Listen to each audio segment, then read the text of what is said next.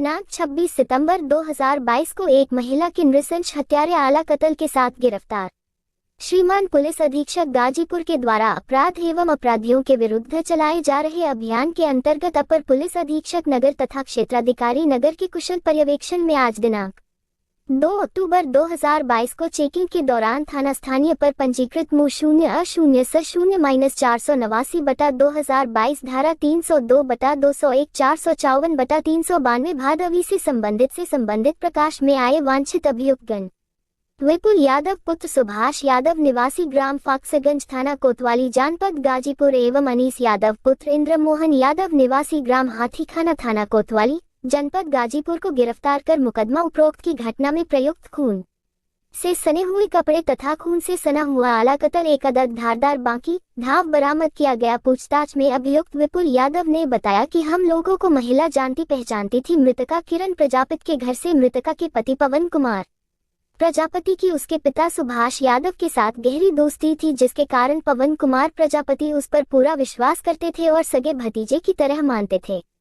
उनकी पत्नी किरण प्रजापति को सफेद रोग की बीमारी थी, जिसके इलाज के लिए पवन प्रजापति उसे जनपद मऊ, बिहार एवं पंजाब जैसे दूर स्थानों पर इलाज के लिए भेजते थे, जिसके कारण पवन प्रजापति का विपुल यादव के प्रति पूरा विश्वास हो गया था, जिससे वह उनके घर दिन एवं रात में जब भी आवश्यकता पड़ती थी तो पवन प्रजापति की अनुपस्थिति में विपुल यादव उनके घर आता जाता था और इसी विश्वास का फायदा उठाकर उनके घर दिनांक 26 सितंबर 2022 को उनके घर ऐसे समय पर गया जब रोजाना की भांति उनके दोनों लड़के शुभम कुमार उम्र करीब 14 वर्ष और सुधांशु कुमार उम्र करीब 6 वर्ष सुबह करीब 7 से 7:30 बजे के बीच अपने अपने स्कूल पढ़ने चले गए। तो उसी का फायदा उठाकर विपुल यादव अपने मित्र अनीस यादव के साथ उनके घर में घुसकर उनके लाइसेंसी पिस्टल को निकालने लगे। तब उनकी पत्नी किरण प्रजापति ने उसका विरोध किया कि ऐसा क्यों कर रहे हो, तुम्हारे चाचा से बता दूंगी। तो इसी बात पर विपुल यादव और उसके साथी अनीस यादव ने मिलकर किरण प्रजापति की धारदार बाकी धाव से हत्या कर हम लोग अपनी पहचान छिपाने के लिए वहां लगे सीसीटीवी कैमरे को तोड़कर डीवीआर लेकर फरार हो गए तथा हत्या में प्रयुक्त आला कत्ल तथा घटना के समय पहने हुए कपड़े जो खून से सने हुए थे उसको ले जाकर सुनसान स्थान पर छुपा दिए थे, जिसे आज दिनांक 2 अक्टूबर 2022 को उनकी निशादेही पर स्वाट टीम की संयुक्त टीम के साथ बरामद किया गया। गिरफ्तार अभियुक्तगण ने पूछताछ में बताया है कि लूटी गई पिस्टल लाइसेंसी डीवीआर होने के कारण हम लोगों ने अपने पकड़े जाने की घर से गंगा नदी में फेंक दिया, जिससे कोई ऐसा सबूत न मिल सके कि हम लोगों ने ही इस घटना को अंजाम दिया है। पुलिस टीम द्वारा घटना में प्रयुक्त आला कत्ल एवं घटना के समय अभियुक्तगण द्वारा पहने हुए खून से सने कपड़ों को बरामद कर उल्लेखनीय सफलता प्राप्त की गई है। अभियुक्तगण उपरोक्त के विरुद्ध विधिक कार्यवाही पूर्ण करते हुए न्यायालय के समक्ष प्रस्तुत किया जाएगा। Anand Kumar, district crime reporter, Ghazipur.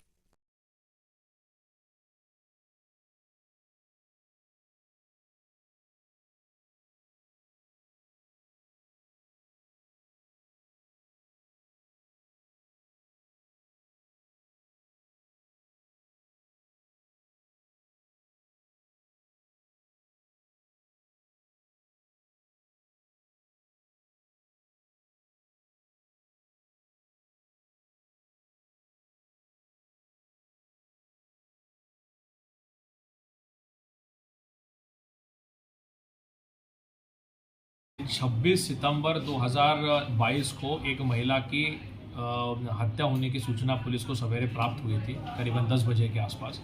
मौके पे मेरे द्वारा सारी टीम के द्वारा निरीक्षण जो है वो कराया गया था। बेसिक एविडेंसेस वहाँ से इकट्ठा किए गए थे। जब पूरी वहाँ पे इनफैक्ट ये भी देखा गया था कि सीसीटीवी कैमरास भी डैमेज कर दिए गए थे घर में लगे हुए, डीवीआर भी वहाँ से लेके गए थे, कुछ मोबाइल वहाँ से गायब थे महिला के। और बड़ी निर्गुण तरीके से, ब्रूटल तरीके से उसकी हत्या जो है वो कर दी गई थी। पुलिस को 4 टीमें लगा के इसमें इन्वेस्टिगेशन के लिए और सारी बरामदगी के लिए लगाया गया था। कई सारे एंगल्स पे इस पर जो है वो बातचीत की गई, कई लोगों से बातचीत उसमें की गई, इंट्रोगेशन किया गया। कि बाद में ये ज्ञात न हुआ कि एक लड़का जिसका नाम विपुल है वो इनके घर पे उसका लगातार आना जाना था, चूँकि इनके मिस्टर जो है वो बॉर्डर सिक्योरिटी फोर्स में मिजोरम में पोस्टेड है, तो इनके घर पे उसका आना जाना था ताकि घर का कुछ सामान की खरीदारी और महिला को अस्पताल लेके जाना, इसके लिए उनके पति ने इसको वहाँ पे लगा के रखा था। सारे घर की डिटेल जानकारी इस व्यक्ति को हमेशा रहती थी कि कौन सी चीज़ कहाँ पे रखी है। इनका एक दिन पहले अनीस यादव नाम के एक अपराधी के साथ, जो कि उसी एरिया में रहता है, उन महिला के घर से लगभग 200-400 मीटर की दूरी पे रहता है, वहाँ पे इनका प्लान जो है वो बना कि हम लोग पिस्टल और अन्य चीज़ें जो वहाँ पे घर में रखी है उसकी चोरी हम लोग करेंगे। क्योंकि विपुल को महिला जानती थी, तो विपुल को मॉर्निंग में लगभग 8, साढ़े 8, 9 बजे के बीच में महिला ने उसके लिए दरवाज़ा खोला। वो व्यक्ति अंदर है, उसके साथ साथ अनीस नाम का व्यक्ति भी उसके साथ अंदर आया, और अनीस जो है वो अंदर जाने की कोशिश कर रहा था रूम के अंदर ये सारी चीज़ों को चोरी करने के लिए। उसी बीच में महिला को कुछ संदेह हुआ, उसने हल्ला मचाना जो है वो शुरू कर दिया। बाहर से एक जुलूस वहाँ से जा रहा था पोहारी बाबा का आश्रम की तरफ, जो कि महिला के घर से करीबन 100 मीटर की दूरी पे है। जब महिला ने हल्ला मचाना शुरू कर दिया तो डर के मारे या जो भी है, इन लोगों ने उसकी निर्घुण तरीके से हत्या कर दी ताकि कोई भी तरीके का एविडेंस वहाँ पे ना रहे। उसका मोबाइल फ़ोन वहाँ से गायब कर दिया, उसका CCTV कैमरा, DVR वगैरह भी वहाँ से गायब कर दी गई, और एक पिस्टल वहाँ से लूट होने की सूचना जो है हम लोगों को मिली है। पिस्टल अभी तक रिकवर नहीं हुई है, उसका लगातार उसकी तलाश चल रही है। बाकी जिस बाके से इसकी हत्या कर दी गई थी उस बाका जो है वो रिकवर हुआ है। इनके खून से लदे हुए कपड़े जो है, सने हुए कपड़े भी वहाँ से बरामद हुए हैं, और अन्य एविडेंसेस कनेक्ट न करे जाएंगे, और ऐसे व्यक्तियों को प्रबल पैरवी करके न सज़ा भी करवाई जाएगी। इनका सर कोई आपराधिक इतिहास? अनीस यादव जो व्यक्ति है उसके ऊपर 6 मुकदमे पंजीकृत है, और आर्म्स एक्ट में और 307 में ये पहले भी कई दिनों तक जेल रह चुका है। और उसका साथी विपुल, जो कि महिला का भी जानने वाला था, इनके साथ मिल के इसने महिला की हत्या जो है वो कर दी। मेन मकसद इनका पिस्टल चोरी का ही था। इनका मेन मकसद पैसे, ज्वेलरी और पिस्टल की लूट का हो सकता है। पिस्टल वहाँ से जो है वो लूटी हुई है, क्योंकि हल्ला इतना हो सकता है कि मचाया होगा उस समय पे कि अन्य चीज़ें ये लोग लूट ना सके हो।